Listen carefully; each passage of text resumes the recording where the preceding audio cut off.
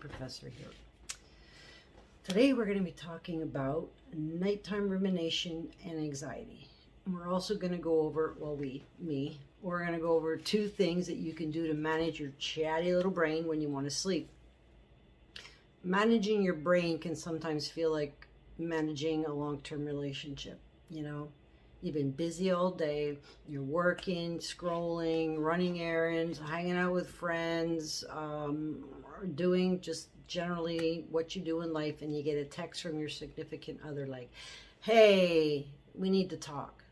Are you available now? And you've been together for so long now that you know that it's something that really needs to be discussed, but you just don't want to deal with it, right? And you can tell it's going to be like something you're going to have to go over. And so you text back, busy, we'll talk later. How often does that work, right? Not very often, not for me anyway. So all through the day, you keep getting these text messages and you keep putting them off. You either ignore them or you write, oh, sorry, I'm busy. You get home, you're busy. You got to make supper. You got to get the kids ready for bed. And your partner says, all right, can we talk now? And you're like, oh, come on. Can you give me a break? Like, I need to relax. Let's do this later, okay? Then you spend the night binge watching Netflix until you think that your partner's too tired to talk, right? Yeah, I think we all can identify. Either we're the partner or we're the one that doesn't want to talk. So you go to bed, you close your eyes, and you can feel your partner's just staring at you. And that's how your brain works. It needs to talk to you, and it sends signals all through the day, but we put it off. We put it off, and then we lay our heads down and close our eyes. And our brain springs into action.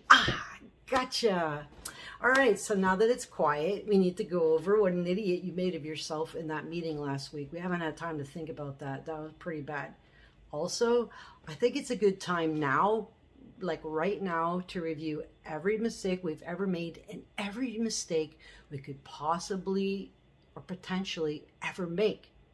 Maybe we'll do that twice, okay, just to be sure. And then we can make a plan for how we're going to get through tomorrow. And we can think about how difficult it's going to be through tomorrow because we spent all night working out all the details of what's happened in the past and what's going to happen in the future, right? So we're probably going to be tired. This is what happens, okay? When we avoid or distract or disengage from worries, concerns, or unpleasant tasks, it works, but only in the short term. It keeps your anxiety away, but it really is a short-term fix, okay? Our brain usually doesn't give that technique a pass for long. And then if we do that often enough, we end up with tons of anxiety, and then a lot of us see that manifest at night when we want to sleep. Our thoughts become the loudest at night for some of us, right? When it's quiet, then we toss and we turn, and maybe we fall asleep in the middle of the night, or we fall asleep like after 2 hours, but then we wake up early in the morning like in this sheer panic because our brain is still like, hey, yo, we need to talk. And then we end up being super tired and dreading the day, and then we start the whole cycle over again. So what can we do? What can we do if we're somebody who suffers from nighttime anxiety? And a lot of times, you know, it can look like insomnia, but a lot of times it happens when you have a lot going on in your life. So one thing you could do is schedule a date with your partner or your brain each day. No distractions, fully engaged. Resolve to work things out and not continually put things off. Even if there are hard things that you need to address, this is the best solution for long-term management of anxiety. During your dates with your brain, you need to show your brain that you're committed to its well-being. Listen to what it's telling you. Write things down. Do it. Don't just say, yeah, I should do that. Do it. Get the worries, all the tasks, all the apprehension, all of it. Get it out of your head. down on your paper. But Lori, I'm not a writer. This is not being a writer. This is writing things down. Okay? I know you don't have time. None of us have time. We make time. You have to make it a priority. Do it. Right? Do it. Write everything down. Do it at night, or do it in the morning, or do it in the middle of the day. Do it. Do it. Schedule it until it becomes a habit. Okay? Worry time.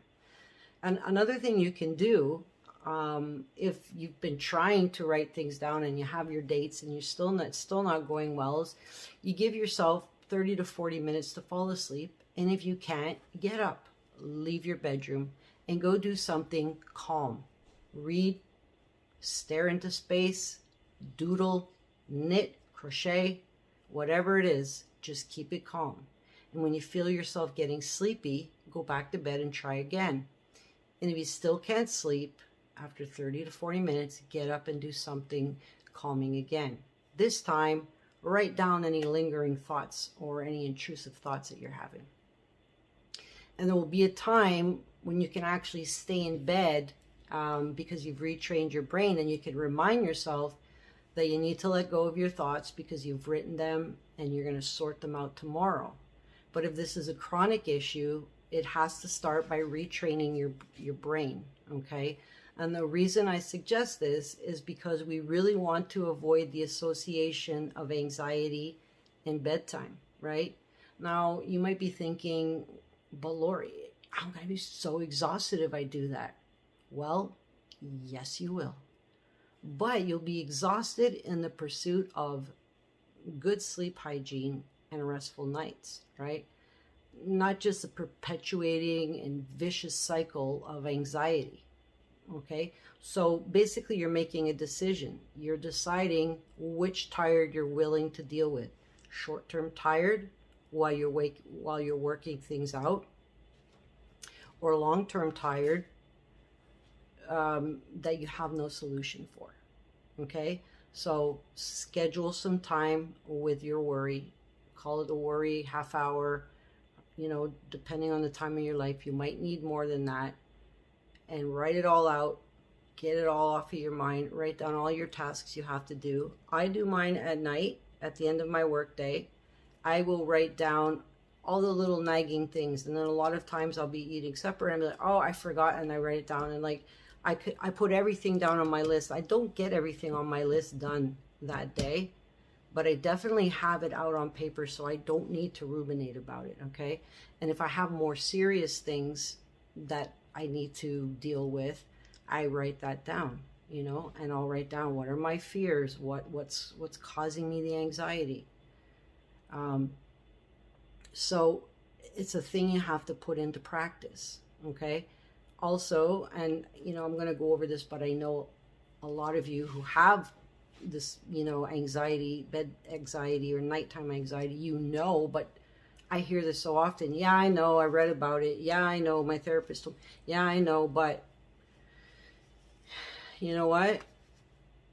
Watching TV, playing games on your phone, scrolling on your phone, all of these things are just giving your brain a signal that it's not time to go to sleep.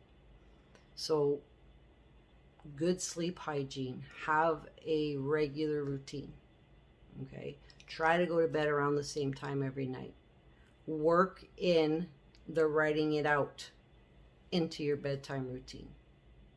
Okay? Or at least reviewing. If you do your lists in the morning, you might not need to review your list in the evening to remind yourself, okay, I got everything's down there. I promise I'm going to take care of it, brain. Okay? It's super important.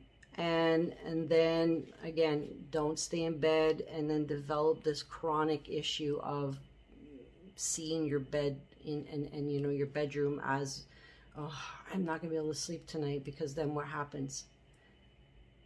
We put off going to bed, and then, you know, again, it's like this really vicious cycle that can exacerbate our anxiety, exacerbate depression, make us irritable. And most of my clients who do suffer from anxiety, which is most of my clients,